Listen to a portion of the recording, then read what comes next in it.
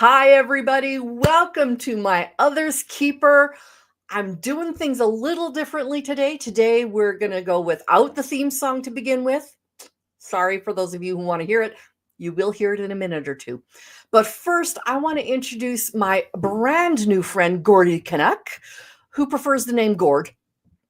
So, yeah, he's basically just a squash, but that's all right. I've learned to like him. Gord, I do believe you might be muted because I'm not hearing you at all. Are you there? Hear me now.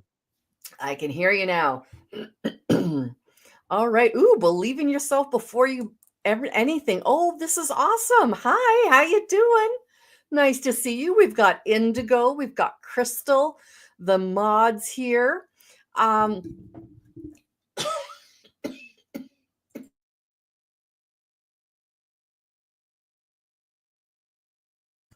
For some reason today I have the coughs. I have no idea why. But today we are going to talk about something a little different. I normally don't get into politics. For those of you who know me, I usually try to stay away from it. But we have a lot of American and Canadian watchers who know their own political system and just don't understand the differences between the two political systems. And the other day I was watching, I can't remember what it was.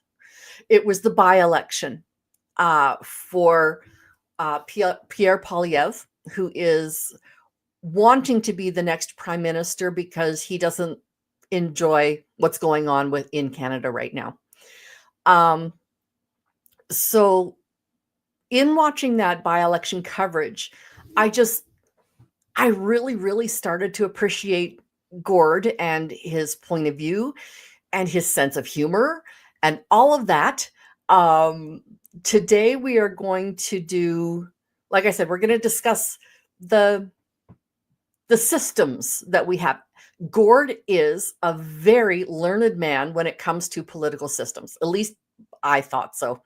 So welcome, Gord. Nice to meet you. Good to be here, and it was nice to interact with you on my live stream I was doing. That's how we connected. I have a channel, Act One, a Canadian take on news events, and I was doing a live stream on the results for Battle River Crowfoot, which is the riding that was being contested by Pierre Poilievre, and that he won with over 80% of the vote.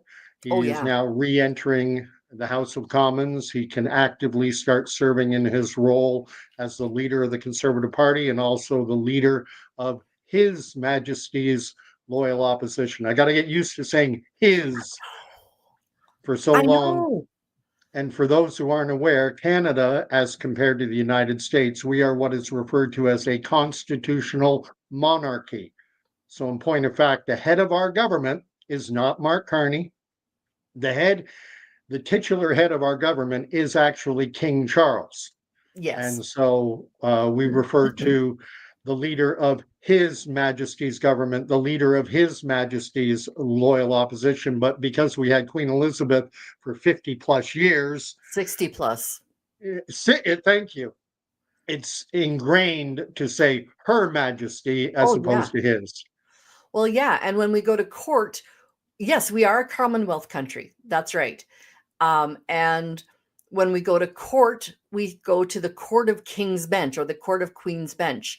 We don't go, the state versus whatever, or Canada versus whatever province you are versus whatever. It is the crown versus whatever.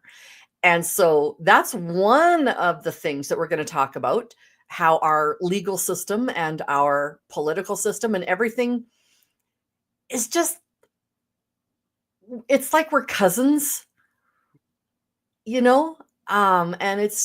I like that we are so similar, but I really like that we're so different. Well, what's interesting is what people have to remember is that when what they call the founding fathers in the United States were designing their new system, they were basically seeking to improve upon the parliamentary model. Mm-hmm. So there, the American system of government, they have a Senate. Mm-hmm. Canada, we have a Senate. And in both cases, they're modeled after the British system where they have the House of Lords. They have the House of Lords. We have the Canadian Senate. The Americans have a Senate. However, the Americans, their Senate is elected, whereas our Senate is appointed at the it's at Federal the level. yeah, Isn't it? the prime minister I was going is to say, deemed he or she, if we ever have a woman prime minister again, we had one very briefly, yes, Kim Campbell, yes. uh, but it is at the prime minister's prerogative to assign senators to what is typically referred to as our red chamber, or the chamber of sober second thought is another sobriquet applied Yes, to it. absolutely. You should have been a social studies teacher, or in the States they call it a civics teacher. But yeah, that's again, there are some things that are just a little different, but mean the same thing. So I almost feel like, because I am a teacher, I almost feel like we should have like a whiteboard, and you talk, and I would be drawing on the whiteboard to illustrate what on earth you're talking about. So, oh hey Tiff, nice to see you. Glad you're here. Um, You as well, Tiff? and so, excuse me. So as we're going, let's go from the top down. So let's start Okay. with federal, which it's the same name, Canada and the US, federal versus state, or federal versus provincial. Yes. Simple as that. Um, like you said, we have a Senate, they have a Senate. The two Senates are brought about differently, and they also have different purposes. So our Senate, like you said, is appointed by the prime minister, and they're appointed for life. Anymore. Not anymore? Oh, when No, did that change? it used to be a lifetime appointment, and it was sometime in the Stephen Harper era that they put a limit. You'll have to remember there are so many branches when you get into Canadian politics or American politics. There are a million different avenues you go down. But um, you're from Western Canada, Mhm, and where the Reform Party came in, and one of their principal, they wanted it what they referred to as a triple E Senate, elective, mhm. effective, and equal. Because right now things are not, you can argue about how efficacious it is, but it is certainly not equal. No.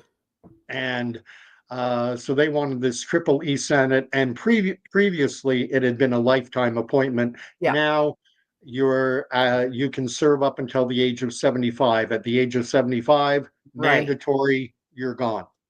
And I think at 75, you deserve to retire, frankly. That's just the way it is. Um, So yeah. Mark Carney, if you're looking for a senator, I could serve 15 years. Gave away my age. There you go. You're the same age as my husband. There you go. Yep. So, okay. Could one of y'all get rid of Gizlet, please? So let me do it. There we go.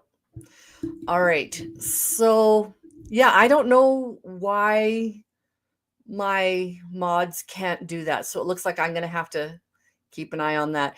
Can you see the stars to star anything? Because I can star, I'm sorry, a little bit of business going on here. I can star comments. Can you see any way While to you're star while the you're comments? doing that with the mods, I'll just give people a bit of my frame of reference so they have an understanding.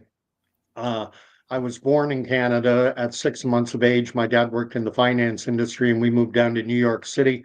From New York, we then moved over to New Jersey, across the river, and I had the earliest part of my education was in the United States. And then in the middle of grade four, we moved back to Canada for a short time. I finished grade four, did all of grade five, and then we spent another year back in the US. We moved to Portland, Oregon on the West Coast. And then in grade seven, moved back to Canada. And I've always had a fascination. I come from a very political family. My mother, uh, in particular, my mother was a big influence on me, and she was very politically active. And she was none too pleased with me at times because my politics, I am what I consider, I'm not dogmatic in my thinking. Um, uh, I try, I know you don't want to get into the religious aspect of things for this particular podcast, but That's fine. I tend to try and I think this aligns well with your station, with what you're trying to put out there, is I try and see the best in people. And so, yeah, I'll be honest. I'm not a fan of Mark Carney, but at the same time, I don't want to be dogmatic in my thinking and say that everything he does is wrong. Actually, there are some things that he has done since assuming the role of prime minister that I think he has made wise decisions on. Yeah. My preference would be for Pierre Poilievre to be occupying that position, but I'm not going to just trash all over everything that Mark Carney does. And So I feel very similarly to you. Not only do I agree with a few of the things that Mark Carney has done, I disagree with a few of the things that Polyev will bring forward. So, okay. I mean, in our last election cycle, oh, was a gong show, but but when listening to the two parties' platforms, every time Polyev said something, I'm thinking, yeah, he's got a financial background, and everybody who voted, I shouldn't say everybody, so many people who voted for him wanted to see the financial aspect because of what was going on between Canada and the US at the time. And it still is going on between Canada and the US. What Polyev gave us, though, was more than simply the economics. He gave us actual policies that I wanted to see incorporated into Canadian life, into Canadian culture, etc., like increasing our military presence in the north. Like that to me makes total sense because again, if you are going to talk finances, that's a major trade route. And if we can't control our own water, we're going to lose it. To establish our sovereignty over our territory, it's one thing you can titularly say, well, I own this. Yep. But unless you're able to demonstrate to the world that you have sovereignty over that territory Mm-hmm. through, whether it be through regular patrols or through military bases like we have up in places like Cold Lake. I was in the military, I never got up there. I never got up as far Mm-hmm. as places. I did get to Cold Lake. Thank Well, goodness I Cold was Lake never is a posted lovely there. place. Pardon? Cold Lake is a lovely place. I've been to Wainwright. Yeah, but Alert, that was the one that was escaping my mind. I had a chance, but Ah, I decided not to take it to be posted to Alert for between uh-huh. 3 and 6 months. That would have been Okay. something, but I didn't go. Okay. All But at right. any rate, So yeah, there's a lot of things that we do have that, like I said, I would appreciate one group's point of view over the others, but at the same time, I can see where other people can look at their political point of view just as strongly as I look at mine. And it's the same way I feel with religion. So we're going to talk religion a different day. Yeah, we're going to, you know, and it's not because I feel any less strongly about my faith. It's simply because I try not to let that affect every stinking one of my decisions. It informs it, but I'm not going to say Jesus made me do this because, frankly, he gave us free reign. So, free will. amen. We're, Yeah. we are well met. I think there's a tendency among professing Christians and I'm not saying this is universal. You do not hold to this. I do not. But there are individuals who will say that I am a Christian, and as a Christian has to vote this way. A Christian has to vote this way. And wait a minute, you're both Christians, Yeah. and one, says I could never vote for that person, or I could, and Yeah. let yeah, it gets thorny. It gets It incredibly does. thorny, It and I does. think it's a good idea. Let's just leave that over there. Deal in the political arena only, and Perfect. accept that people can have a good conscience, good heart, be oriented toward the truth, but at the same time come to different conclusions. That's So, right. And as along that line, take a look up in the corner of the screen here. I have a new little saying up there, and it says, if people can hate for no reason, I can love for the same no reason. I choose to love you. So hate and love are both a choice. And having said that, we are going to go on to my intro. I'm my brother's keeper. I'm my sister's guide. Standing here together with nothing left to hide. We lift each other up when the world feels torn apart. We're keepers of the flame. We're the healers of the heart.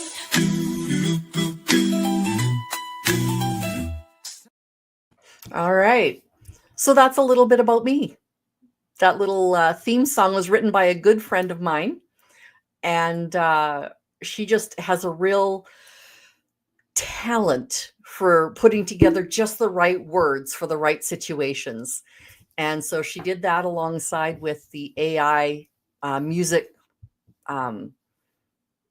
Peter. Mu- yeah. Yeah. Suno. So, Okay. yeah. But, anyways, so I really love my theme song. So I don't want to get rid of it. We're just going to do it at a different time. And So, and that's what I found so engaging about your content when we encountered each other during my live stream, and my other's keeper, and I think I said it. Oh, I like that name. yeah. Yeah. I like the username, Thank you. because it harkens back to the exchange between Cain and God, where he says, Absolutely. Cain's famous retort is, "Am I my brother's keeper?"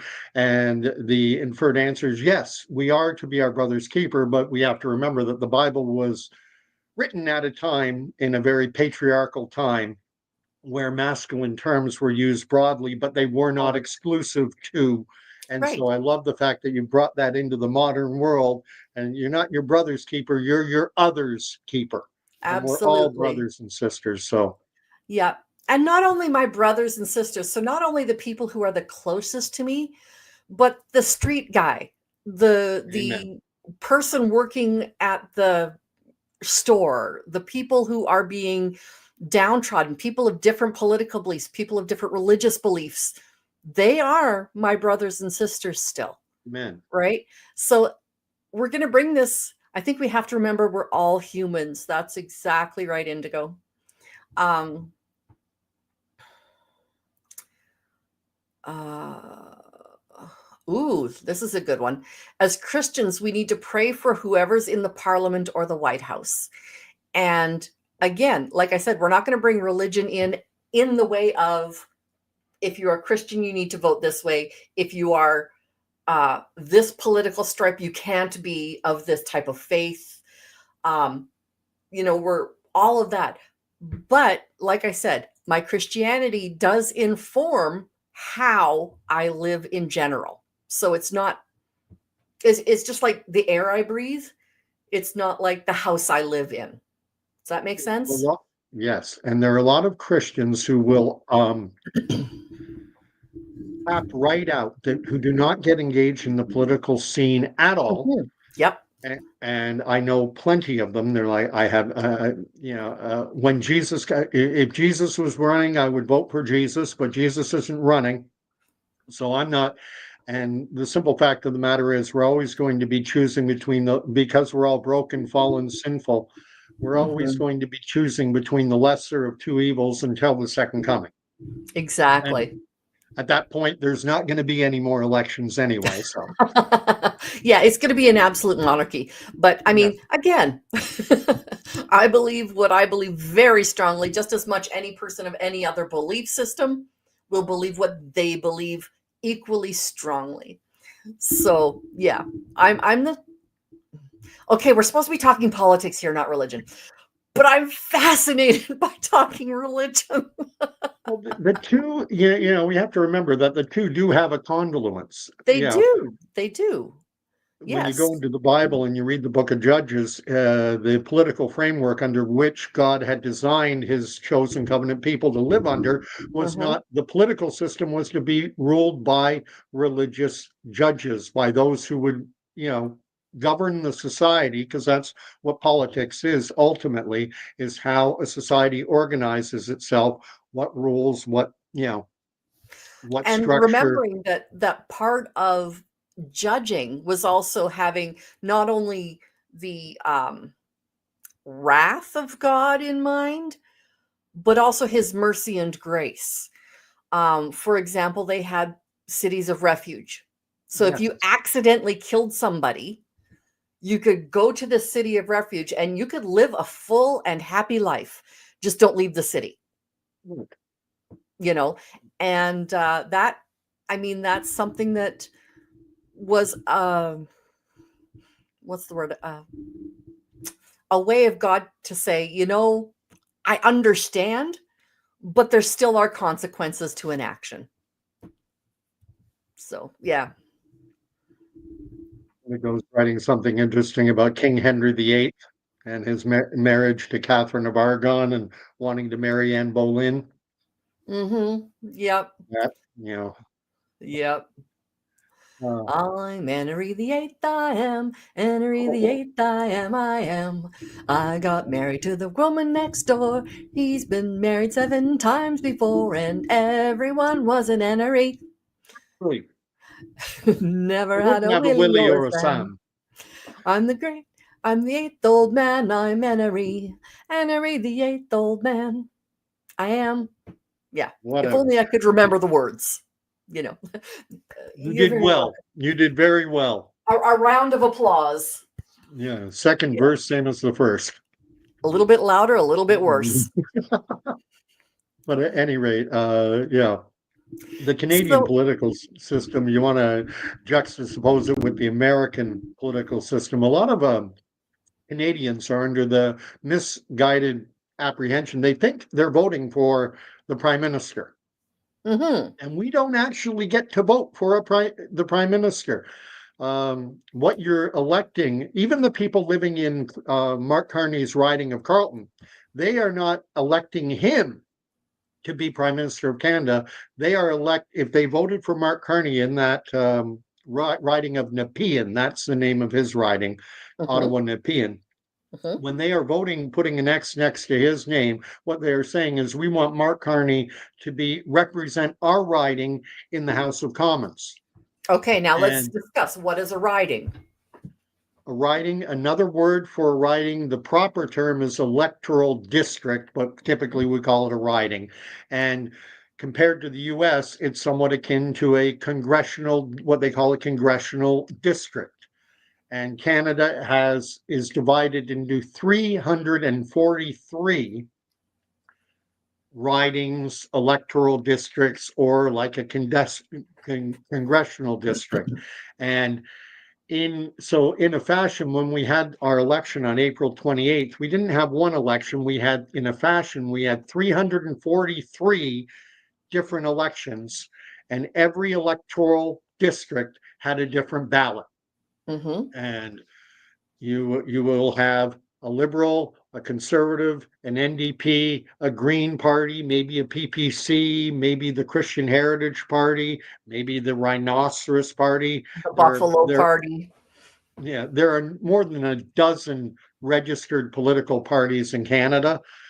Most of them, it's only the Liberal, Conservative, NDP, and Green who get any, and the PPC a little too. I mean, Yeah, a little bit. the three main ones are Liberal, Conservative, NDP. And the NDP does not have enough seats in Parliament right now to even be considered an official political party. Right. So they're not Whereas- even allowed to debate in the House of Commons. Now, a couple of differences between Canadian and American federal is that we have a parliament, which is French for parlement, which means to speak. It is meant so we speak to each other. And then when we have the parliament is the people talking to each other, it is I totally lost my train of thought. Do you ever in the middle of a sentence forget what Yes, you're I about do to that all say? the time. Okay. We have a parliament. We have a parliament in order to have you talk, I'm going to think. All right. Well, in the parliament, we call it our House of Commons. And after an election is run, we'll have a number of Liberal, number of Conservative, number of NDP, number of Green, all the other parties. And then whichever party has the most seats in the House of Commons, that is the governing party. And the leader of that party, whoever that leader happens to be, is then they occupy the office of Prime Minister of Canada.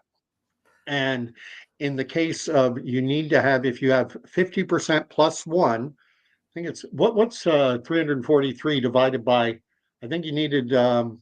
172 seats That sounds right. Yeah. to have a majority. And the Liberals fell just shy. I believe they have 169. I They're think you're 3 right. seats shy of a absolute majority mandate. And so that means whenever they put forth legislation, they have to have they need 3 more votes. They need either 3 Conservatives, 3 NDP, 3 Bloc Québécois. We didn't mention them. No, Or, don't get me started on yeah, that. and so they need 3 extra votes Yes. in order to pass legislation. However, just getting to the point of Canadians do not directly elect our prime minister. If something were to happen and Mark Carney had to vacate the prime minister's office seat, if he resigned for any reason, if there was a health issue, whatever the case, if he were to leave, people go, oh, we'd have another election. No, Canada would not have another election. The Liberals would then choose another leader, and that leader would automatically become Prime Minister of Canada. And in point of fact, that is what happened when Justin Trudeau resigned. In January, he said, I'm stating my intention. I'm going to resign once the Liberal Party picks a new leader. Mm-hmm. And they had that leadership race in March, and Mark Carney won. And Mark Carney automatically became Prime Minister of Canada, and he started to enjoy all the privileges that come with being the Prime Minister of Canada. He hopped on a plane, he went to France, he went to England, he got to Yep. do all the things that, even though Canadians writ large, we Yeah. hadn't elected him. And None of us even knew who he was. I shouldn't say none. So many of us didn't know who he was. And what Canadians knew of him was that he had been people who are paying it, who are into the news would yeah, have known and are of a certain age, would know that yes. he had been governor of the Bank of Canada and that he had left the governorship of the Bank of Canada and gone and become governor of the Bank of England. But beyond that, I don't think at that point, after that, most people didn't know, because he left his position as governor of the Bank of England and then he just kind of faded into background noise. He was an advisor at the UN. That was one of his little jobs that he had. He became chairman of the board at Brookfield Asset Management. But we didn't really know that until he became Prime Minister of Canada. Now we're like, Yeah. who's this guy who just got imposed as the Prime Minister of Canada? And to be Yes. fair to conservative, like, I don't want to make it sound like I'm trashing on the Liberals here, because the Conservatives did the same thing back in the Brian Mulroney era. Brian Mulroney, early 90s, 91, 92, decided, okay, I'm going to leave. And so the Conservative Party then said, okay, we get to pick Canada's next prime minister. And they had an internal voting process and they chose Kim Campbell. The And only female prime minister of Canada. and Canadians never elected her. The Nope. Conservative Party of Canada put her in the prime minister's office in the role of prime minister, and she ruled the country for a few months. I I was forget gonna how say long. less than 6 months, wasn't it? Yes, it was less Yeah. than 6. Yeah. And then we had an election, And and people said, no. yeah, and we went with Jean Chrétien, and he won 3 consecutive majority governments. So this happens where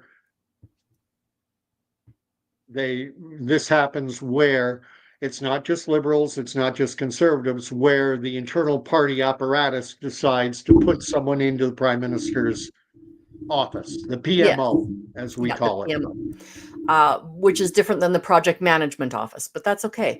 That's just my husband's.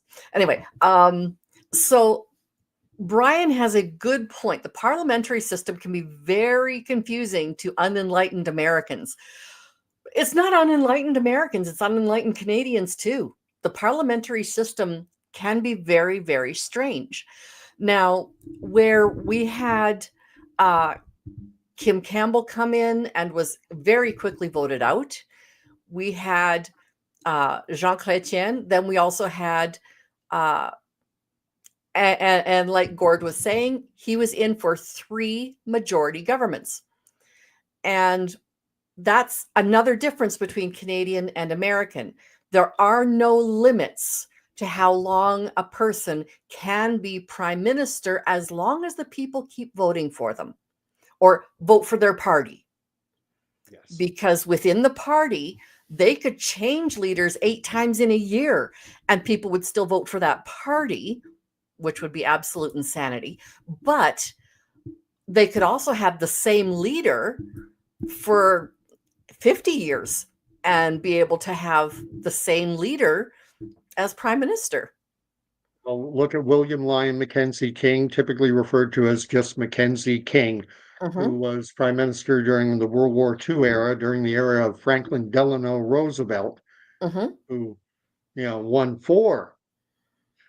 Roosevelt was president for 4 terms. And that's an interesting thing that a lot of Canadians aren't necessarily aware of, and even Americans. They think that the 2-term limit has been in place. And when George Washington assumed the role, when he became president of the United States, they didn't have any precedent. They didn't have anything to look back on. So how does this work? Yeah. And actually, at the end of George Washington's 2nd term as president, there were calls within the U.S. political system. There were some who said, "You should be king. We should name you king." That's right. And he said, "Nah, I want to retire. I'm old. I'm going to Martha's Vineyard. Leave me alone." And he left. And he went, and there was Martha right there in a vineyard. Who knew? And so he said, and so then it became kind of, 2 terms. Okay. That's the precedent. It's 2 terms and then you leave. And through the 1800s and into the 1900s, 2 terms, I'm done. 2 terms, I'm done. Then Franklin Delano Roosevelt came along and he won, and then he won again. And he said, I'm going to run a 3rd time. And then he ran a 4th time, and then he died in office in his 4th term. And so it was sometime in the 1950s, early 1950s, that they actually made it a constitutional amendment limiting the president to 2 terms. However, should be noted, if you're in the Senate or the House of Representatives, there is no term limit. That's right. Strom Thurmond, I think, was a senator in the South, a Democratic senator from the Southern U.S., and he was in there for 40-odd years. Wow. Insane. That is. And yeah. Where I don't know that but then again, maybe in Canada, we've had an individual serving for as long a period of time. I mean, look at Pierre Poilievre. Yeah. Pierre Poilievre, one of the criticisms that he receives is that he's a career, lifelong politician. And that is true. Well, he's younger than a lot of politicians who've been in office longer than anyone. he's been a political animal his entire life. He Yes. went to the University of Calgary, sorry, the University of Alberta at Calgary. Hmm. Um, and then in and around the year 2000, he moved to Ottawa to work as within the party machinery of what was the old Canadian Alliance Party Hmm. before the Canadian Alliance and the old Progressive Conservatives merged. So Pierre Poilievre moved, and he was working for Stockwell Day, who was the leader of the old Canadian Alliance Party. And Hmm. then after the merger, he ran for the first time in the 2005 or 2006 election and was elected for the first time Hmm. to Parliament. And so he's been a parliamentarian now for 20 Right. plus years. And But he's been in politics for even 10 more than that. yeah. And So, so, yeah. and that was one of the things that helped Mark Carney in our election, is the fact that people said, well, he's done things outside of the political arena. He was with Goldman Sachs. He was with, the Bank of Canada, the Bank of England. He was with Brookfield Asset Management. Yeah, and I find it curious to compare things with the Americans.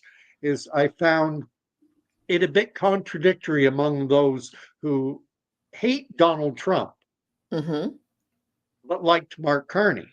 Because one Hmm. of the things that Americans often liked about Donald Trump is they said He's he's an not a career outsider. politician. Yeah. He And they're he both he rich. And they're both, yeah, they ideologically, they don't have a lot in common. Sociologically, they sure do. yeah. But you know what? I've got to do my Trump impression, okay? And I'm telling you right now, I love Mark Carney. Okay, Mark's just like me. Okay, we're gonna get along great. We're gonna make America great again. We're gonna make Canada great again. Okay, I love Mark Carney.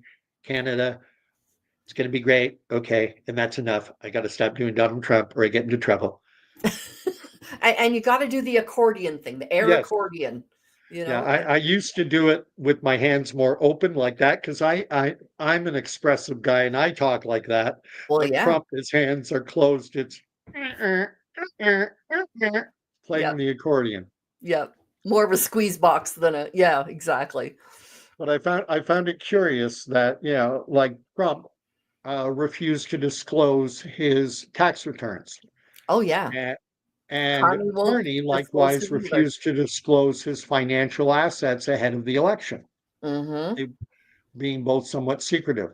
Hmm. And the other, and in terms of gaming the system, uh, the reason that Trump said he wouldn't disclose is because, he said he admitted to, I game the system. I play by the Hmm. rules.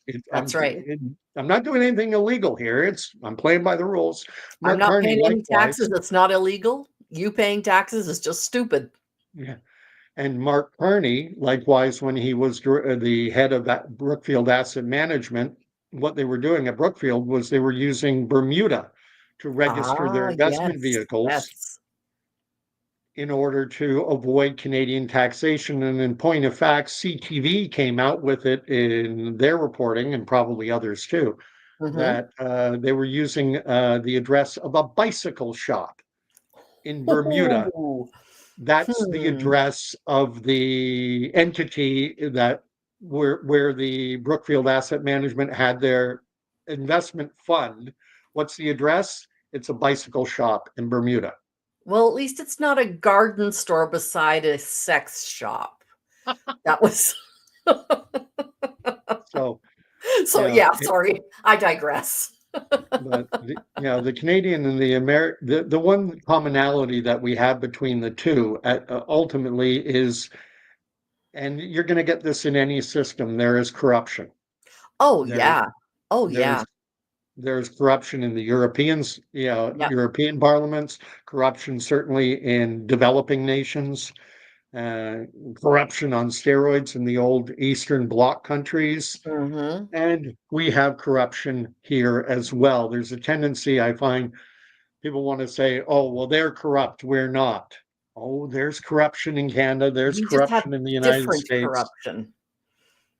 So Yeah. Uh, Actually, I worked for many years with newcomers to Canada, and the newcomers would all say, "Oh, but teacher, this is." I was teaching English as a subsequent language for a lot of years, and so they would say, "Oh, teacher, your country is so good. Canada is so good, and my country is so corrupt." And then they would give examples, like, for example, in one particular, oh, it makes me just cringe to think of it. One particular lady was telling me that in her country, if she saw police coming, she would have to make sure she had at least $100 worth of her currency in her purse to give them, or they would grape what was going on around. Exactly. And it was almost a guarantee that's what was going to happen. And so, yeah, those types of things don't happen. We're just so much more subtle in ours. And we're all getting graped, just not quite as physically violently, you know? no, it, it, it's, I mean, we're going to find out what's going to happen. You're in Western Canada. I'm in Yeah. Yeah. Eastern Canada. You're in Saskatchewan. I'm in Ontario. But Hmm. I find that, I'm in rural Ontario, Hmm. and I have very what I consider to be Western sensibilities. Hmm. And it bothers me the degree to which, we have the Western, Saskatchewan and particularly Alberta have such huge resource potential sitting in the ground, just waiting to be And we're not exploited, allowed to billions, use maybe it. even trillions of dollars worth of LNG and oil and everything else. And um, we're not exploiting that wealth. Yeah. And it's enough to drive me batty. My I have to agree with you there. Absolutely. Yeah, no, and that again, like I was saying, there are certain things that Pierre Poilievre brought up as policies that I really agreed with. And one of them was using our resources so that we're not sending them elsewhere to be developed, right? That makes zero sense to me. Zero sense. So when we're talking politics, we're voting for the right political party in our mind, but that leader has to really represent the values that you have. Now, in the States, I want some of my American people, Brian, you're here. Um, Tell me, on your ballot, what does it say on an election day? Because you will have 2 years and then 2 years for a different election. So it's every 4 midterms. years for, yeah, midterm elections, right? So what would your election ballot look like? This year, twice now, there is a group called the Longest Ballot. Oh, I know, right? The Longest Ballot Committee or something like that. And That's it. their whole thing is, we don't want any one person to say what's going on. We want everybody. So, and they only did it in Mark Carney's region, or sorry, Oh, in Pierre Pierre Poilievre's Poilievre's seat riding. riding. And so you can't tell me it wasn't politically motivated to get in a different person. Um, they said, oh, yeah, it just happened to be his riding that we did. But to do it twice? No. This last election where Carney was running for to get back into Parliament, there was what, Polyev. You keep saying 78? Carney when you mean to say Polyev. Yeah. Oops. I do Um, that too. but there were what, 78 or something like that running? Does that sound right? In the most recent by-election, there were over 200 individual candidates on the ballot, north of 200. Right. Yes. And it was a 38-page book that the people got to read through to find the name of the person that they had to write in. Actually, they did not have to. Yeah, what they did is they gave people a write-in ballot. So Yes. they were given a ballot. They had to go behind the screen. And I would imagine that 80, 90% of the time, a person going to vote, they already knew who they were voting for. They Yes. didn't need to be told. However, if they requested, they could be given a booklet with the 200 plus names to find the candidate they wanted to vote for. But 80-90% of the time, people knew they were, well, over 80% of the time, people were voting for Polyev. And they went Correct. in and they wrote his name down, stuff it in the box.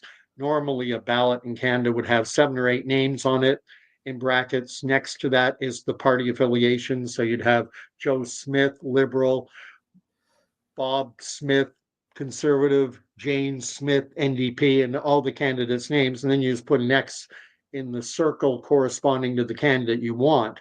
But with 200 names, that's Yeah. crazy. So Yeah. Actually, I like the idea of a write-in ballot. I really do, because then you do have more options. You do have the people who are officially running. And then you have the people who, for example, weren't able to raise enough capital to necessarily run for the election. So Tiff says there's this computerized, so the names are preset to choose. Anything that the community is asking for is a yes or no. There are people outside of my voting location in the past few trying to talk you into a vote. Ooh, that's illegal, isn't it? Well, it's illegal here. one thing you need to know about the American system is they include on their ballots, they'll have propositions. Proposition 32, Proposition 65, Right. and sometimes, a lot of times they're on secondary issues. Should we allow casinos in our state? Are Right. we going to amend the state constitution to allow casinos? Yes or no? And Yep. another thing that needs to be noted, a big difference between the Canadian and the American political system is that in Canada, we have what is called Elections Canada. Elections Canada is a federal agency, arm's length, nonpartisan. They govern our elections. So when I go and vote in Battle River Crowfoot in that by-election, or if I'm voting in Nepean, or if I'm voting in my Northumberland riding, or wherever I go to vote in Canada, the voting system at the federal level is the same. Paper ballot. Normally you write an X in.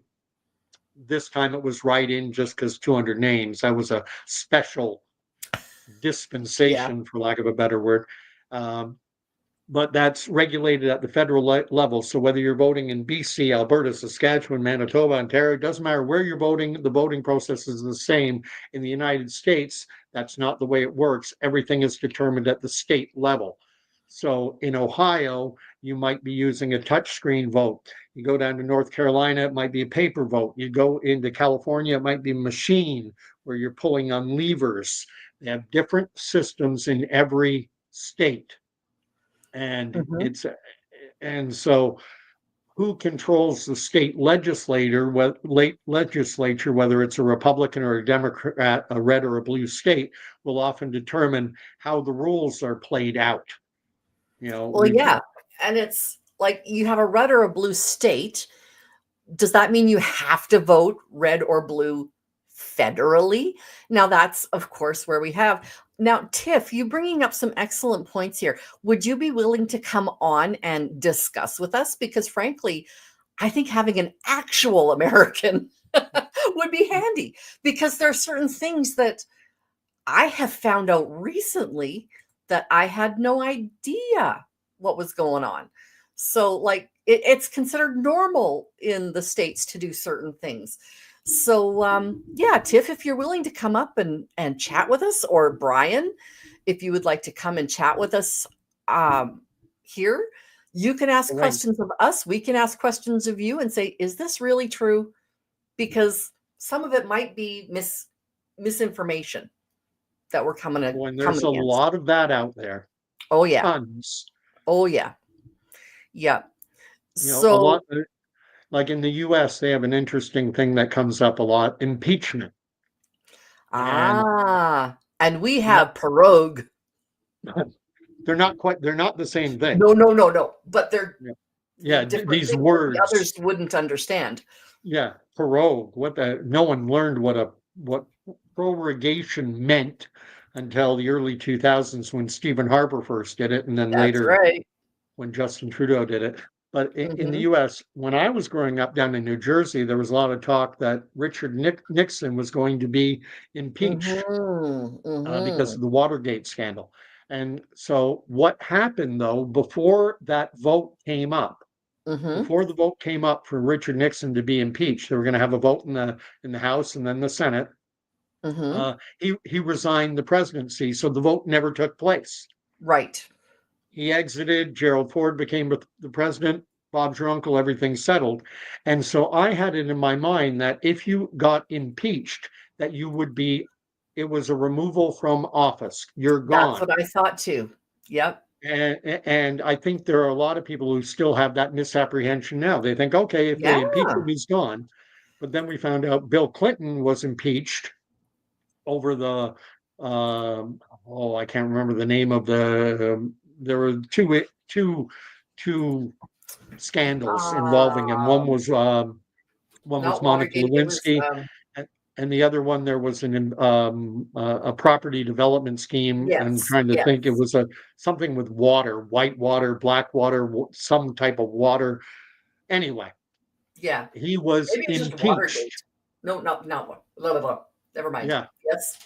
But at any rate, Bill Clinton was impeached. But an impeachment is just an indictment. It's like going before a grand jury, laying out the case to bring formal charges against an individual, and then the grand jury votes, yes, we're going to indict, and now you're going to court, or we're not going to indict. So an impeachment is an indictment. And Clinton was impeached, but then they had a trial in the Senate, and he didn't get removed. And then Trump was impeached, but likewise, no conviction, and so he got to stay in office. In Canada, we don't have that mechanism available. No. We don't even have, if one of the things that bothered me more than any about Justin Trudeau's time as Prime Minister of Canada is the manner in which he dealt with Jody Wilson-Raybould. Oh, yes. Jody Wilson-Raybould was our Attorney General, the top lawyer for the government. And what happened was SNC-Lavalin, which is an engineering company based in Montreal, and they bid on government contracts all over the world, and they were accused of having bribed government officials in Libya. And Jody Wilson-Raybould's office, as the top lawyer, she was charged with taking them to court. Yes. And if they were found guilty, it would mean that SNC-Lavalin would not be able to bid on any Canadian government contracts for, I don't know how long, 10 years or something like that. 10 years or so. And so what happened was SNC-Lavalin is a very politically connected company. Very Trudeau connected. Yeah. And so Trudeau started to put pressure on Jody Wilson-Raybould to not pursue criminal conviction, to rather give them a plea bargain. They called it a deferred prosecutorial agreement. It's a plea bargain. Plea bargain it down, they'll pay a fine, no admission of guilt, and things continue on as normal. Yeah. Jody Wilson-Raybould refused to back down. She showed backbone. Oh, did she ever? And what did it get her? She ripped out of cabinet. Kicked out of cabinet, and then kicked out of the Liberal Party. Yes. Both. Yes. That, to my mind, the fact that a sitting Prime Minister of Canada can interfere in a criminal proceeding should be an indictable offense that would have them removed from office. But in Canada, we can't do it.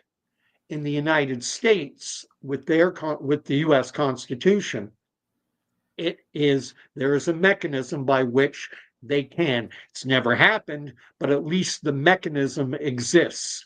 You can have a vote for impeachment and then have a formal trial in the Senate. All that happened to Trudeau was the ethics commissioner, for like the third or fourth time, said, "You broke the rules," slap on the wrist, and Trudeau said, "I won't do it again." Yeah, but that's also what happened to Trump and Clinton when they were impeached. They got a slap on the wrist because their own party voted on their side saying, we're going to say you're not guilty. Right.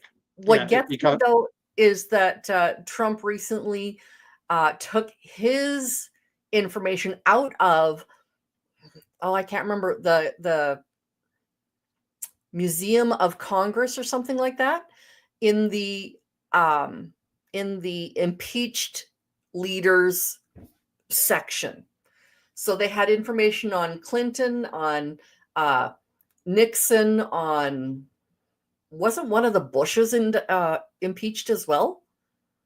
No? won't believe that HW or W was impeached. Okay.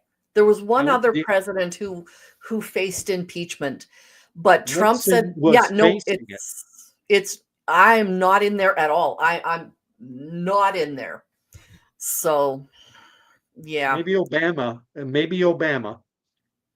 Except I would call him Obama, but Okay. like that's just anyway, Well, how was it said? Obama or Obama? it's Obama. Okay. Yeah. Anyways, Is so Tiff gonna come in? She says that she will, but she says I can come in, but I don't know a lot. I sent her the The link. oh, Brian's talking to his sister right now. Tiff, I have sent her the link, Okay. but she has not clicked on it. So Yeah, because in she's every state it's different. So in a U.S. federal election, you're going to be voting for your congressman for the House of Representatives. That's an Mhm, important distinction. A lot of Americans mhm. tend to think of I have a congressman, I have a senator, and I have the president. Three branches of the executive. And in point of fact, Congress is the House of Representatives and the Senate combined. You put those two Mm. bodies together, that is the Congress. So both a senator and an individual with in the House of Representatives, they're both congresspersons, both of them. Oh, I was unaware. See, I'm learning stuff. But in the common use, when people talk and use the term congressman or congressperson, congresswoman, they're referring to someone who is in the House of Representatives. It's just Okay. the accepted way. That's, even though it's not technically right, that's the way it's used. And And governor would be the same as a premier. Is that correct? correct. Yeah. Okay. So premier means first in French. So it's the first person in the provincial government. So let's get down to provincial politics here. So, provincial government, we don't have a parliament, we have a legislature. And legislature, well, it depends on what province you're in. It is a parliament. It It is a is a parliament. parliament, but it's not called parliament. We call our parliament, our Canadian parliament, is the House of Commons. Right. In Ontario, we refer to it as Queen's Park, but it's a parliament. Oh, In Saskatchewan, what do you call it? The Legislative Saskatchewan Assembly? legislature, Yeah. House Which, of Legislative Assembly. yeah. And if you go to Quebec, you get, l'Assemblée nationale, the National Assembly. Yes. So Okay, so Tiff, how you doing? Okay, can you hear me and I everything? hear ya. Yep, we're good. We're good. Okay, good. Sorry about that, guys. That's what okay. state are you in, Tiffany? I'm in Ohio, actually, when you said Ohio. Okay. And you had talked about the different versions of, the paper voting, the when you walked in and put your Screen, pull a yeah, lever. and then the pull the it's like at this point I've been through all of the stages of It's a one-armed bandit. yeah, but now it's all computerized In Ohio. Just hope you don't get a in virus. Ohio, yeah. But I think we are a swing state, I believe. Oh, yeah, Okay, you now are. what You does a are. swing Yes. state mean? And Because that is something we don't have in Canada. well, I believe our votes count as tremendous. If you may know what a swing state is and explain it better than I do, yeah. What a swing state is that the state of California, it's going to vote Democrat every day of the week and twice on Sunday. You know that Arkansas is going to vote Republican red every day of the week and twice on Sunday. Ohio, Pennsylvania, Michigan. These are 3 states in particular where they swing. They'll never one know. election they'll vote Democrat, the next one they'll vote Republican, and so it is the swing states: Wisconsin, Florida, That Ohio. determine, right? That will. They're the ones, because some elections they vote Republican, some vote. This is where we get into the whole red and Mm. blue state Mhm. designation. Mhm. Ohio is not considered a red or a blue. It's a swing state. It'll move back and forth between the two. And so, Something else I've heard of is red and blue cities. Like your mayor is Republican or Democrat. Sure. That doesn't come into play at all in Saskatchewan. I don't know if it does elsewhere in Canada. I don't know well, about Canada. yeah, well, now I don't know Saskatchewan politics well enough, but all I know is that there are 2 major cities. There's Mhm. Regina, the capital, and Saskatoon. Those are pretty much, Saskatoon's actually larger than the capital, Much. 300-ish thousand people in the greater Saskatoon area. Mhm. What tends to happen but even in Canada, what it tends to happen is that the large urban centers tend to tilt more toward the liberal, progressive side than the The rural area. Democrat. Yeah, Right. To use Republican, the left. Democrat, liberal, conservative. Yeah. And so you look at Alberta politics, where you have Nenshi, who is now the leader of the provincial NDP Socialist Party. He was mayor of the city of Calgary, the largest, most populated urban center in Alberta. And so in the US, what you get into is this whole notion of sanctuary cities. And Mhm. sanctuary cities are very heavily Democratic, but the large urban centers, even in red states, tend to tilt more progressive left. Well, I don't know, well, Tiff, does that line up with what you? Well, you know I'm what? It kind of depends. Oh, I'm sorry, Brian. from the South. All right. And actually, see, where the big, where I go to college, the biggest city near me, the biggest town, well, city, it's called city. It's like city. Brian's a college student. Yeah. Yeah. It's called the city of colleges because there are 3 colleges there. There's a lot of intellectual progress going on, and all that stuff, a lot of dialogue. Like one of the private school here, Hendrix, is supposed to be pretty prestigious. You got the University of Central Arkansas, which is yay Bears, which is where I go to. The Bears. The Bears, and stuff. So yes, and I'm really surprised. Like you hear all this crap about them cutting down on DEI programs and all this stuff. I don't see that shit at UCA, right? There's freaking like posters everywhere about diversity and equality and inclusion and this, that, and the other. Pride Month, they had crap going on everywhere. So it all depends on your little enclaves, right? Right now, I don't. I know the perspective from a lot. What I get from a lot of people is, you think um, that what's going on in Washington D.C. with the the distraction with the uh, National Guard and everything. They don't got National Guard people going, trucks, and Yeah. military vehicles going through Conway, Arkansas, or even Little Rock, and stuff like But that. Enola, watch out. Yeah, watch out. I mean, yeah, yeah, they'd probably be coming for me if I plan on burning a little flag out in my freaking front yard, Oh or yeah. something like that. It all depends on You, where you're from and what's going on there, because politics, most politics is local, right? Like for example, very true. Conway school districts uh, got themselves embroiled in in one of the Ten Commandments, freaking constitutional cases, like they're named in a class action lawsuit because they're trying to violate the First Amendment by posting the the Ten Commandments in the freaking school or whatever. So And that's it all depends violating on the agenda of the people in charge. How is that Separation of church and violating? state.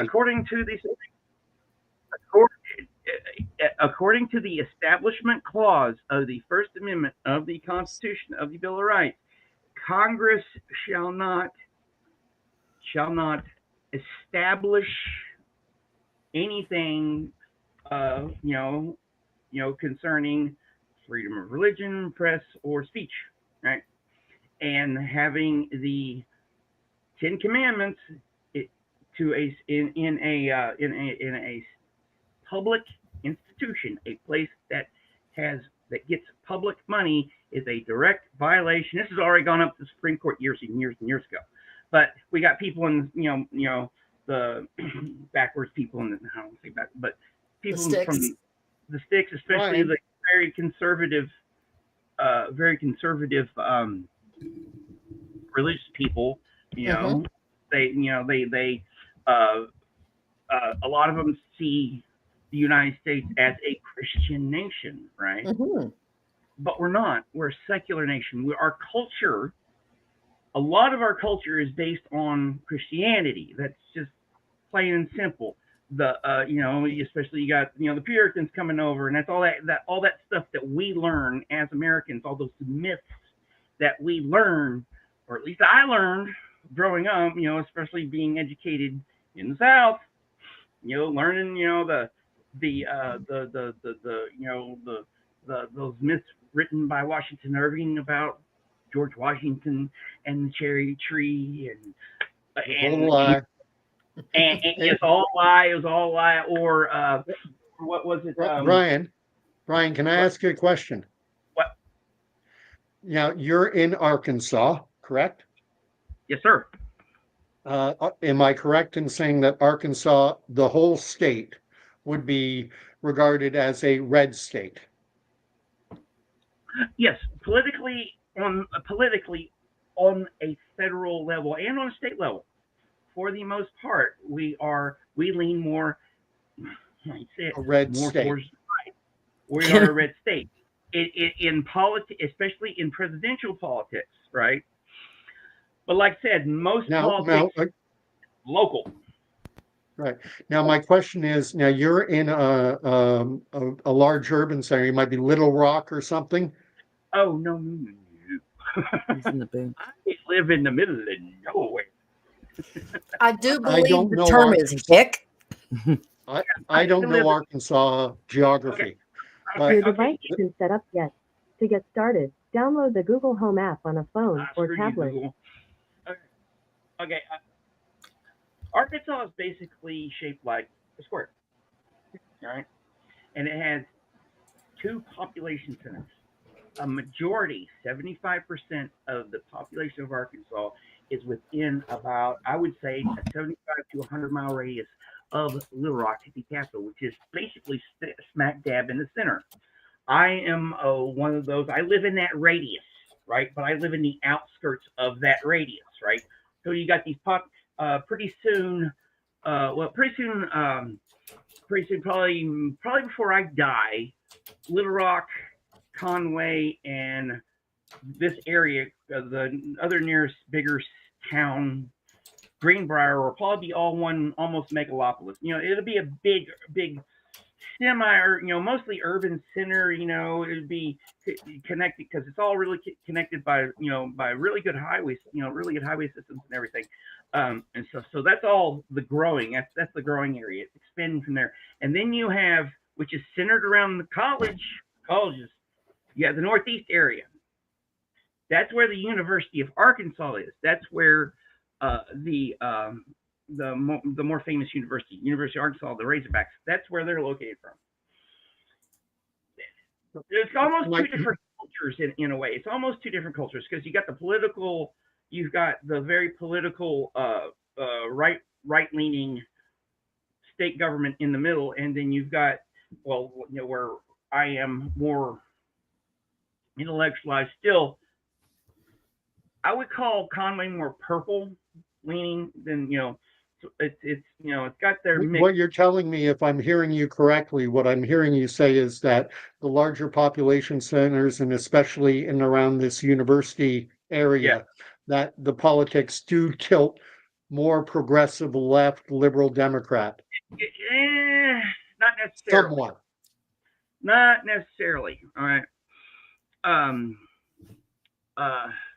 There are screw Trump signs out in Conway, but there are also Trump Vance signs out everywhere too. It's not progressive Democrat in a way, It's closer to that swing state idea. It's swing parts of the state. Overall, in the state though, we lean red. It's in the electoral college. Like I had gotten to an argument with someone about getting rid of the electoral college. And they were like, this was on Facebook, and they were like, well, if they do that, the population centers will have more control over presidential politics, more over presidential politics, and it'll be 7 or 8 states that control it now. And I'm like, well, that's great, because right now only 3 or 4 swing states do. And after all, my vote doesn't count for shit, because I am not leaning that way. I usually write in Mickey Mouse and Donald Duck. That's all it does. All politics is local. Well, see, now in Canada, all politics is Quebec and Ontario. Yeah, that would. Am I wrong? Well, that would make sense. That's the only two really, besides British Columbia. That's the only two places that most Americans know. I know Toronto and Quebec. Yeah. Ontario. Yeah, but there are massive numbers of people in Ontario. Yeah. But it doesn't equal the entire rest of the country. They just have more seats. The way we work in Canada, this is insane. Oh, yeah. Ontario's population, now Canada as a whole, is punching in around 40 million people right now. Yeah.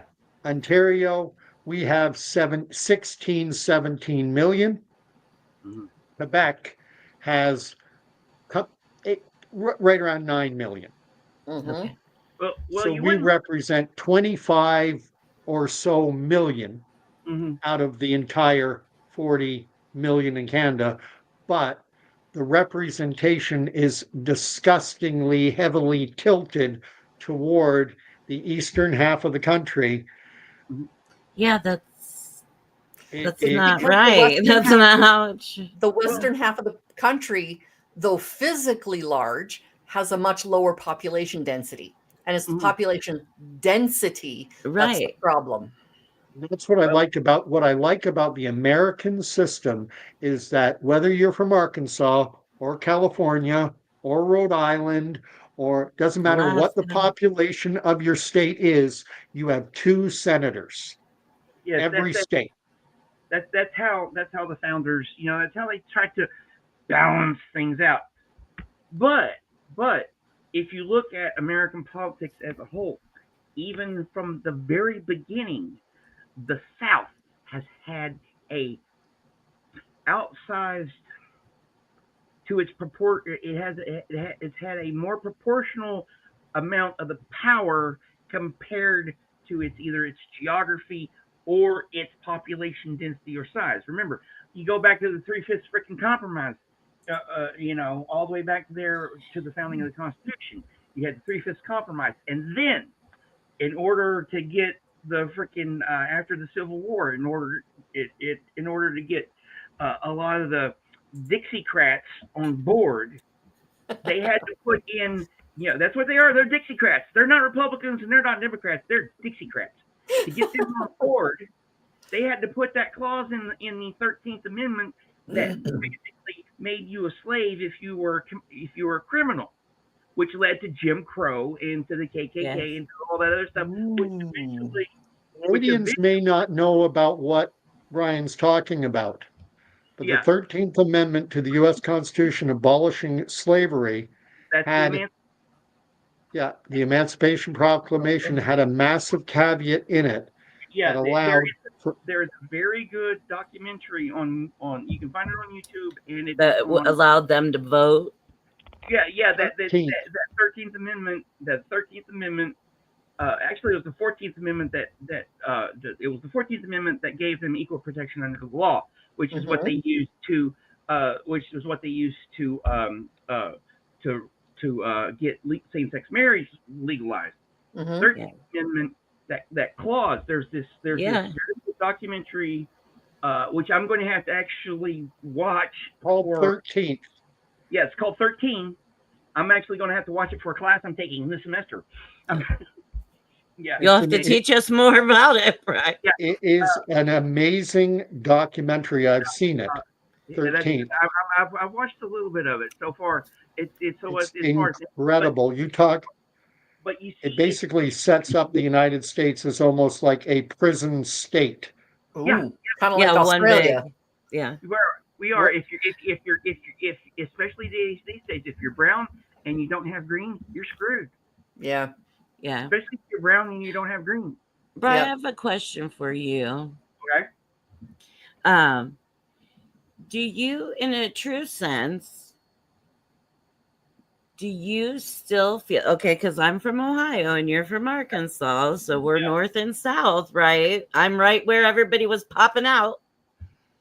Mm-hmm. So, do you still feel a bit of the northern southern pull in politics? Ooh, good question. Oh, I'm a proud Southerner. Well, yeah, I'm a proud prairie girl. All the way. That doesn't mean a lot. I love my culture. See? I love the good things about it. And that's the thing is the culture. The good things. Believe me. Beautiful culture. I'm part freaking Yankee. Okay, I am part Yankee because my extended family's from West Virginia. Oh well, hey, you're right down the road from me. Still south of the Mason-Dixon line. Yep. No. Well, not all of it, right? I know that's the whole West Virginia divide. Yeah. That's the reason that state came into being. The whole West Virginia divide was because of the Civil War and all that stuff. That's a big distinction. I actually had family on both sides. Yeah. In the Civil War, you know, my family goes way back. Especially in that area. The only reason mine goes back to Noah. How about yours? the only reason I'm from the South is because we moved here. You know, you're an implant. Yeah, but that's where you were raised. That's what you grew up with, and that's what your voice gives away. Yeah. I want to, Brian, if I could throw something in here, though, talking about Tiffany, the question she asked. Yeah. Now, we saw it between Kim and myself. I'm an Eastern Canadian. Kim is a Western Canadian. Kim brought up this idea that her part of the country, the Western part, tends to be subjugated by my part of the country. When I heard the question being asked, Brian, do you feel that southern red states in particular, that they're somewhat under the thumb, subjugated by the northern states? Do you feel that way? No way. No. Is it the other way around? If you look, no way. Even if it were the other way, neither of us would admit it. No. If you look at the history of the United States, especially in a more macro level, right? Like I said, all the way going back, all the way to the Revolution, to the colonization, the South has had a disproportionate amount of the power in the United States. Why they really have. Why do you think the freaking Southern? Why do you think the South is red? When it used to be blue. Yeah. I know. It was the KKK that invented the Democrats. Oh well, Wait, this is a really intense panel, you guys. Okay, what happened was this: in the 1930s, and these were a lot of. I hate to say it. Now, I don't want to pounce on any religious philosophies or anything, but the evangelical, conservative, regressive, evangelical Christian tendencies, these pure tyrannical tendencies we have that are inherent in our culture, going all the way back to the 16 friggin' hundreds, right? All the way back. Gordy and I are both going, okay, let's see how this goes. Okay. You got the 19th I Amendment. identify as an evangelical Christian, so And he knows that I do too. So yeah. Yeah, well, but I'm talking American, nationalistic, white, right-wing, white. There you go. It's the Christian nationalist. Right. It's evangelical, very Christian different. nationalists, right? Okay. I'm with you. There's a passage in the book of Revelation, and I forget chapter and verse, but every nation, every tongue, every tribe, the great white throne judgment, we're all going to be there, not just, and it doesn't matter how much melanin. This particular flavor of that, which it runs rampant, especially through the South. Yes, it does. Okay. Now, what happened was this: you got the 19th Amendment. It was, the 19th Amendment, which gave women power. It gave them the power to vote. Okay, so in the 30s, when let's not lose it. Just if it was up to the drunk that is the Secretary of Defense in his ilk, you would. Yeah. So you got those guys back in the 30s that they it was like a backlash against the New Deal and stuff that was going on then. So you got these misogynistic people, and then you've got in the 40s and 50s, really in the 60s, and then in the 40s, because in the 40s and the 50s was when it was when that I want to call it Christo-fascist tendencies. Well, like that's when In God We Trust and One Nation Under God got put into the public lexicon. In God We Trust got put on the money, and the One Nation Under God got put into the pledge to satisfy them. It doesn't matter that also at that time you had the famous atheists come through, which was the reason why which is the reason why you can't have you're not supposed to have the 10 Commandments in schools. That happened back in the 50s. Then what happened in the late 50s? Rosa Parks said, "I'm tired. You go sit somewhere else." My feet hurt. My feet hurt. Basically, hurt. I ain't getting up. Yeah. It was the bus driver that made the freaking stink on it. So you had the beginning of the civil rights movement and all that stuff, and in the mid 60s you had two major pieces of legislation got passed: the Voting Rights Act and the Civil Rights Act. Well, that pissed off a lot of very racist, very rich, very powerful, very well-connected Southerners, Dixiecrats.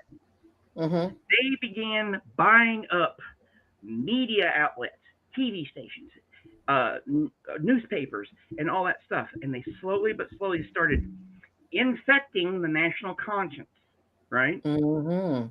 That's because then you had the rise of conservatism in the 1970s, which led directly to the and I remember I was living it. That could be a whole nother panel, Brian. My God. It led directly to the election of Ronald Reagan. It didn't help that we had the Iran hostage crisis going on and all that other stuff too going on. Okay, Brian, Gord would like to interject here for a moment.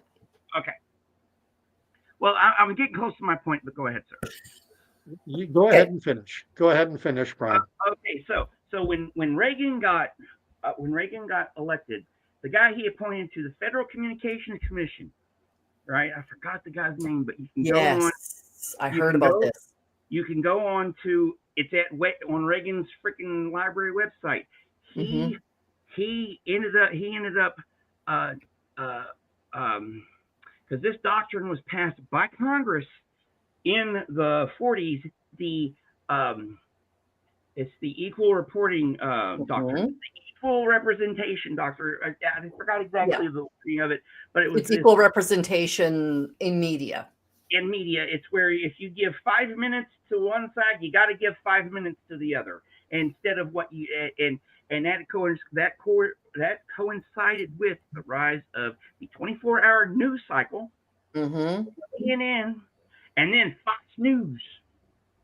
Because Fox News is not technically news. They call themselves infotainment. They kind of, if you would have like they'll have 5 people on a panel. One person represents one side, the rest of them represent the other.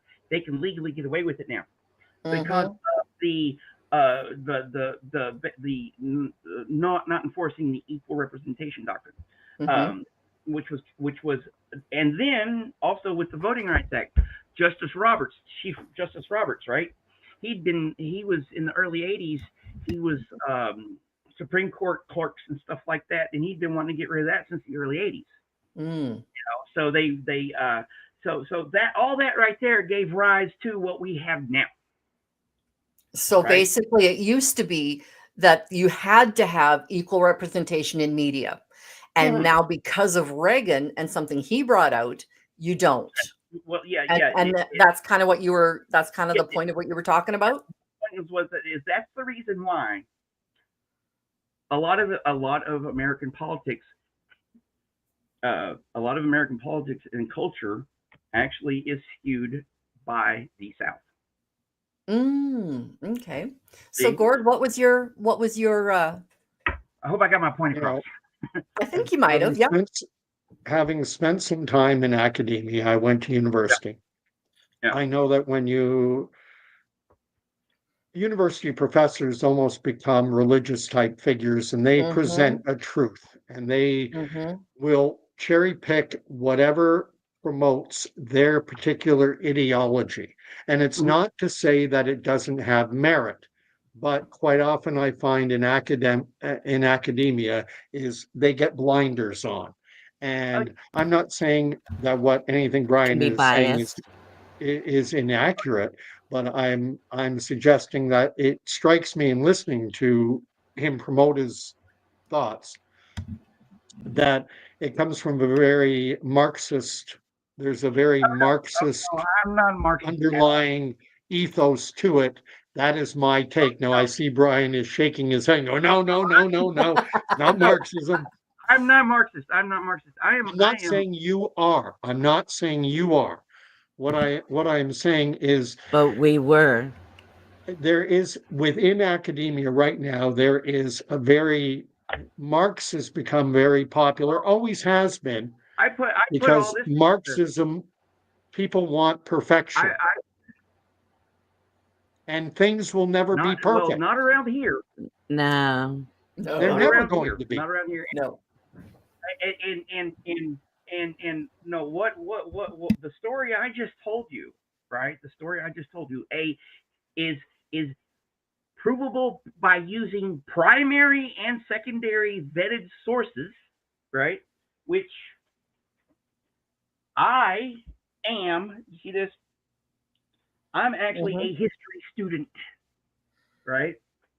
I'm very steeped. I've been steeped in academic. Well, not steeped in it, but I've studied history since the 90s, and I personally, my politics is middle of the road, right? But these days, being middle of the road kind of makes you seem like a bleeding heart liberal. Being in the middle of the road, unfortunately, gets you run over. So it can. Yeah. It can. But consider myself middle right.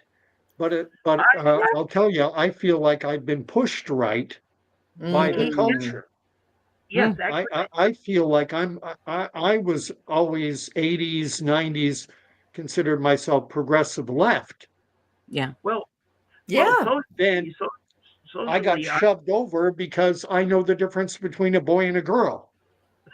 And the difference between right and wrong. Well, and Gord, we'll have to discuss the boy and girl thing a little bit later. Because a lot of that. No, I just learned something about that. So it will interest you, I believe.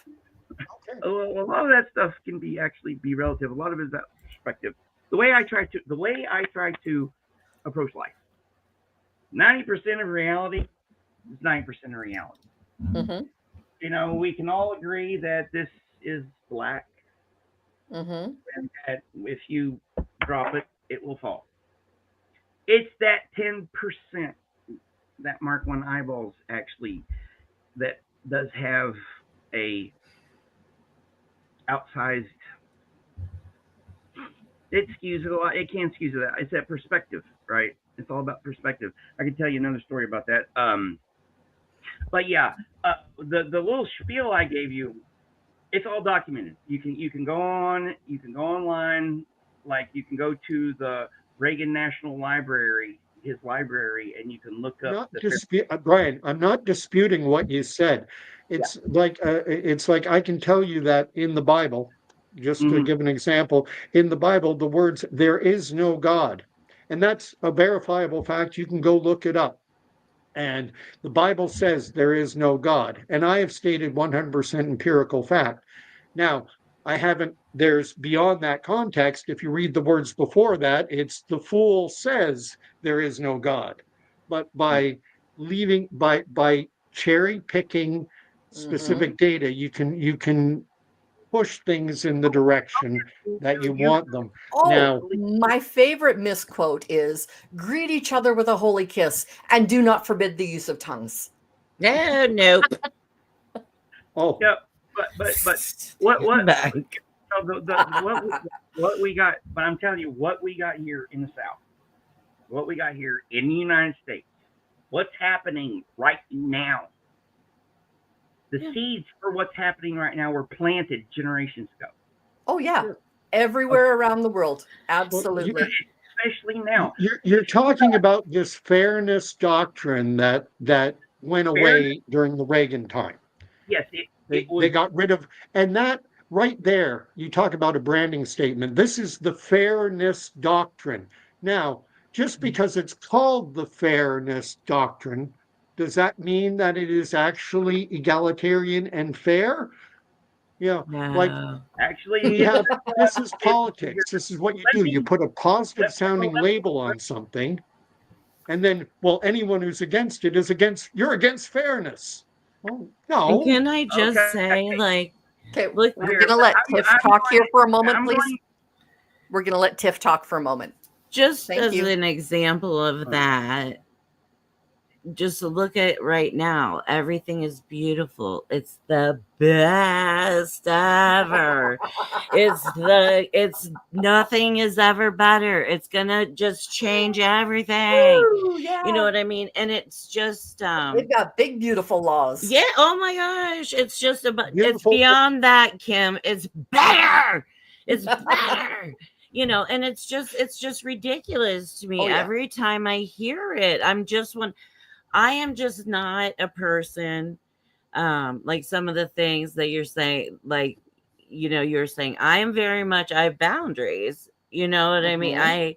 I have my boundaries and I stick to them. And so when I hear this over grandiosity, Mhm. listen, nothing's that good but chocolate cake. Okay. As far as I'm concerned. Nothing's Fair. that big and beautiful. I mean, you could tell. Oh, yeah. But A carrot cake with cream I'm cheese just icing. saying, like, Might it's give almost you a run. yes, yes. I like carrot cake too. But it's almost like as soon as you say that, I feel like the lies are coming behind. I feel you. Yeah, okay, go get it. He's like, I need more coffee. I'm like, you have to like, you have to get to. Actually, I can freaking give you a quote. okay. One of the things that I've actually had to do in my reading for my historian's craft is we're talking about critical reading and stuff like Mhm. that. The amount of critical reading required of history varies greatly. Okay, depending on the project. Oh crap! I had a thought and it might have went away from me. It happens to me all the time. Where's it here? Come My Might back. have been It's something like, that I wrote earlier. it's like right here. It's right. Can't catch it. Yeah. Yeah. Okay. It says here, okay, because says like the script. Okay, wrote saying that we need to read between the lines on the page, and that reading critically is the key to gathering information beyond what the creator of the source intended to convey. Right? And You got to read everything. between the lines. Always. and everything. No, But I wouldn't say always. and Maybe not um and what I in was some going things. to get at earlier with the fairness doctrine, I actually looked it up. This is at the presidential Ronald Reagan in at his on their website, Reagan Library's website. The fairness doctrine, enforced by the Federal Communications Commission, was rooted in the media world of 1949.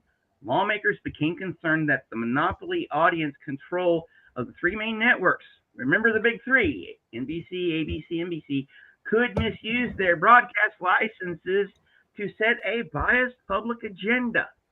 All right. And now look at this. We're shutting anybody down that says something we don't like. Exactly. Yep. And that's now why. you look at, That's why this evening, for example, we are talking about politics, not politics and religion, because that's we're separating the hard. two, right? Yeah.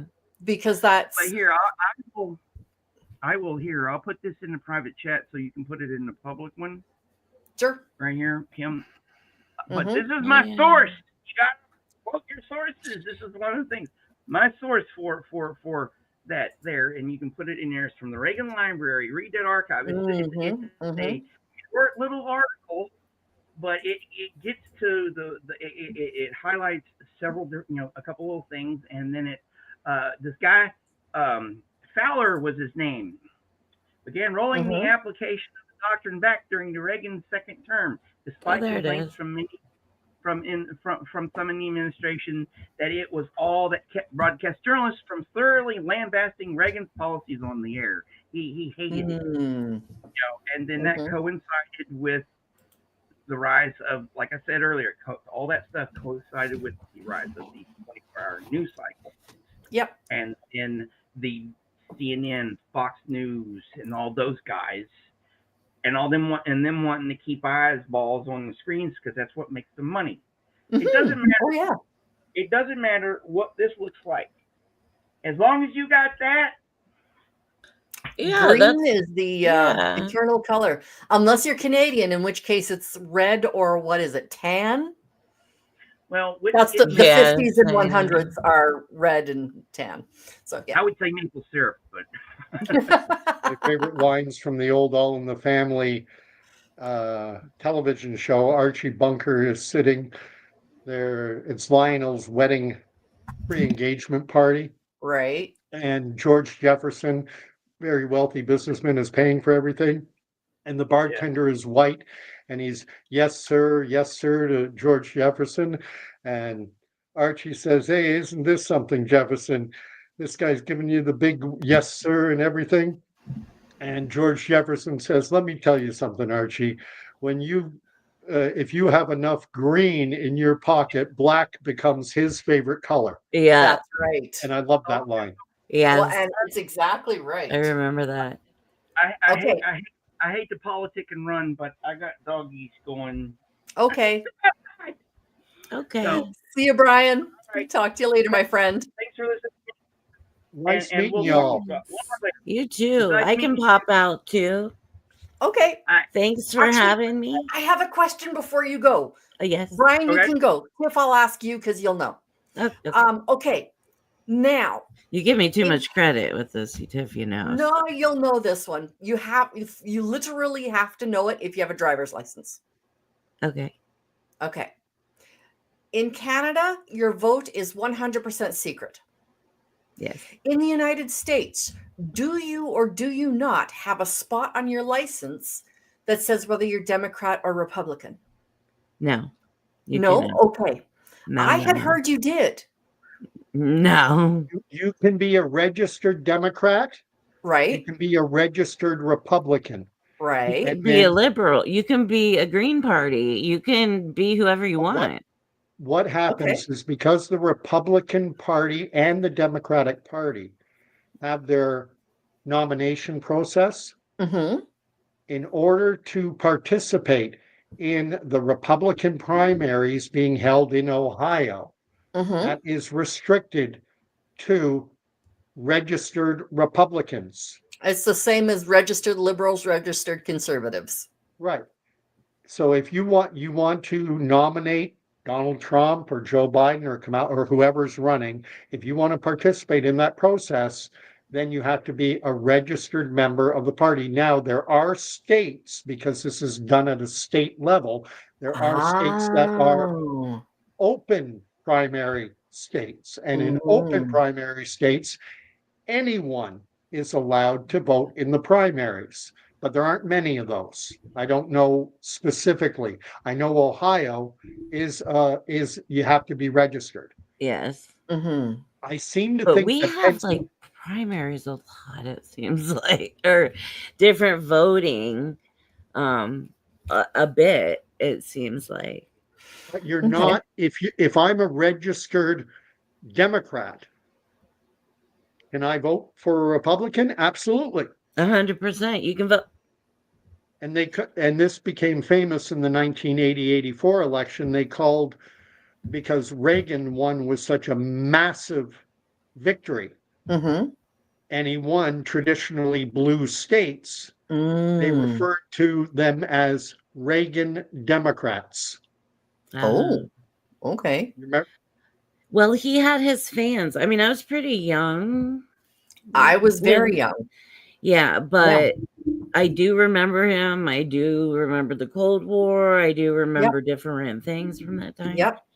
Yeah. See, Um, Tiff, Gord, and I think we're all in the same age bracket within maybe 5 years of each other. Yeah, I would assume. probably. Early Well, 70s. I tell Yeah. you, Ronald Reagan, Ronnie was Ronnie was the greatest president the United States ever had. And A lot of people feel that way.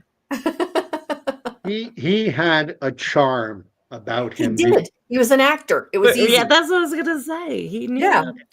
He knew But how to.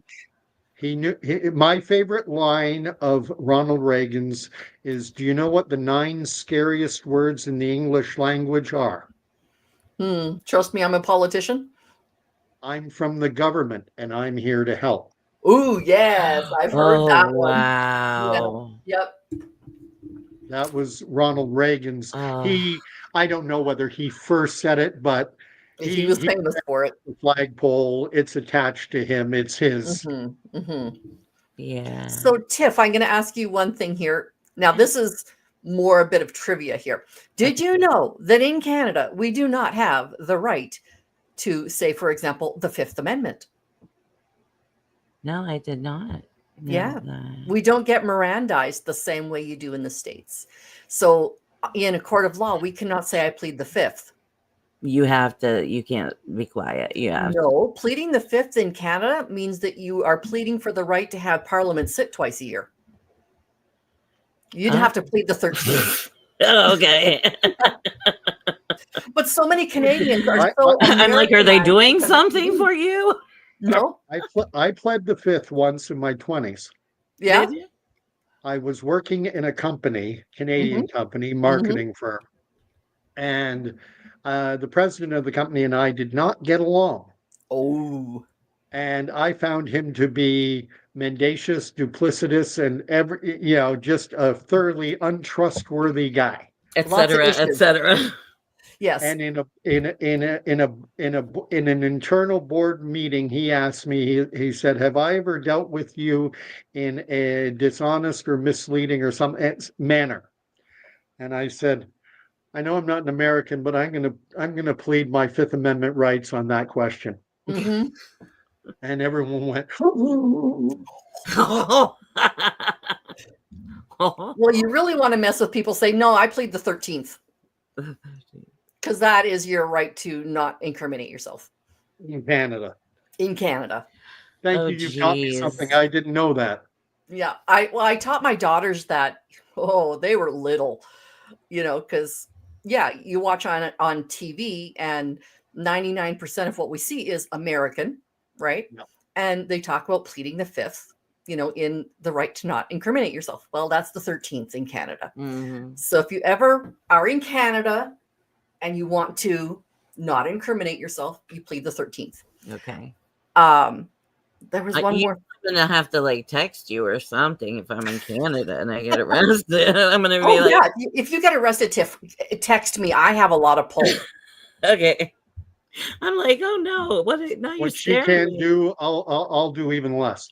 Okay. Listen, people, I have a team. Okay. That's fair. That's very fair. Anyway, folks, this has been Thanks. delightful. I wanted Like, to give a it's- fun fact. I don't mean to interrupt. Yes, ma'am. you. Yes, ma'am. Fun fact is Ohio has produced 8 presidents. Ooh.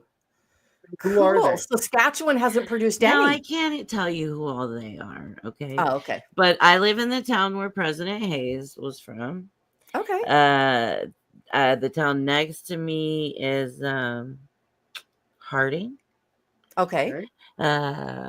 Yeah, that's as far as I can. The Bushes I thought they were were from from. Texas. Well, they are, but they stemmed from here. So Oh, so I you're don't- claiming them. They had time in New York, they had time in Ohio, then they moved Yeah. out to Texas. But the Well, I remember grandpa what's is her name was buried here. famously canceled because she said we're ashamed that he's from Texas. Oh, So, yeah. Natalie Maines. that's the Yeah. one. Yeah. Love the Yeah. Dixie Well, Chicks. thanks for having me. Well, thanks for coming on, Tiff. We need to have you a time when it's just us. We can have some girls talk. Yeah, give me a Yeah. call. Yeah, Absolutely. give me a call. And nice to meet you, Gordy. Hope to see Nice you. to meet you too, Tiff. All right, thanks. Bye, guys. See ya. Oh, thanks, Gord, for putting up with me adding extra people. Oh, no problem. I enjoyed it. But yeah, it's great getting different perspectives on things Yes. because we all have our frame of reference. And we can put And- ourselves into an echo chamber. It's really, really easy to put ourselves into a religious, political, emotional, psychological echo chamber. Like if Yeah. I surrounded myself with a whole pile of Christian people who voted the same way I did with mental illness and abuse in the family, I would be in, that would be seem very specific, but that is a lot of people I know.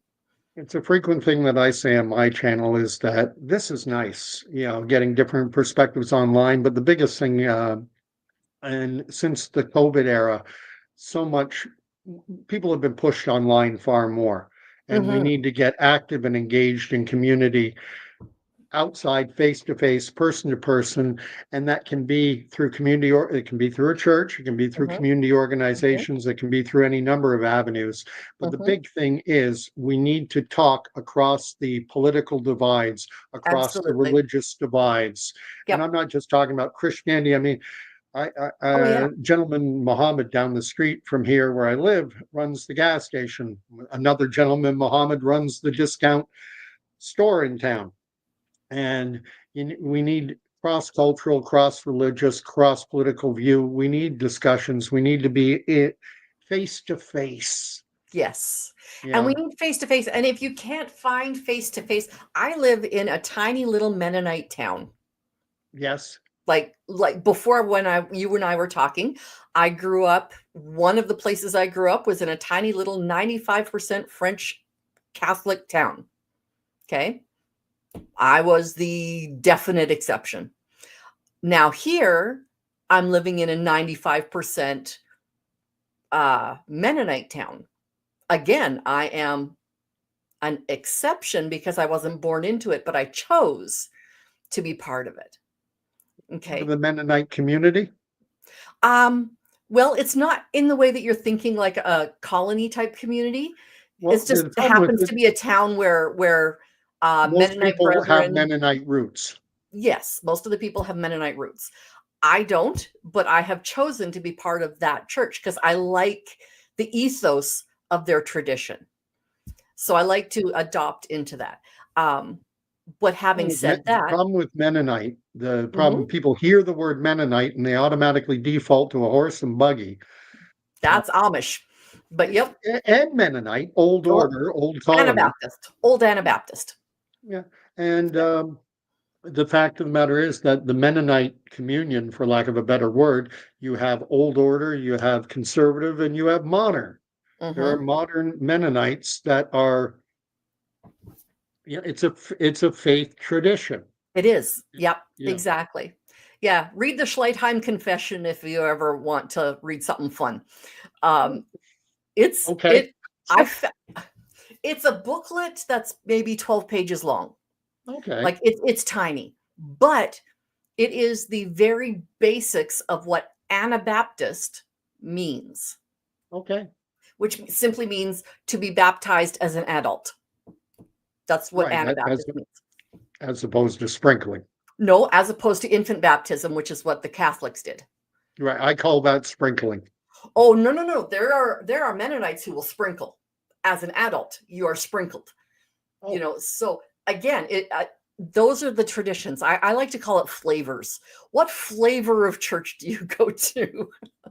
Because we all taste and we see that it's like the political parties. We taste a little bit here, we taste a little bit there, and then we put together a plate of lots of different flavors of something that we enjoy, right? Amen. So tonight has been a very interesting smorgasbord.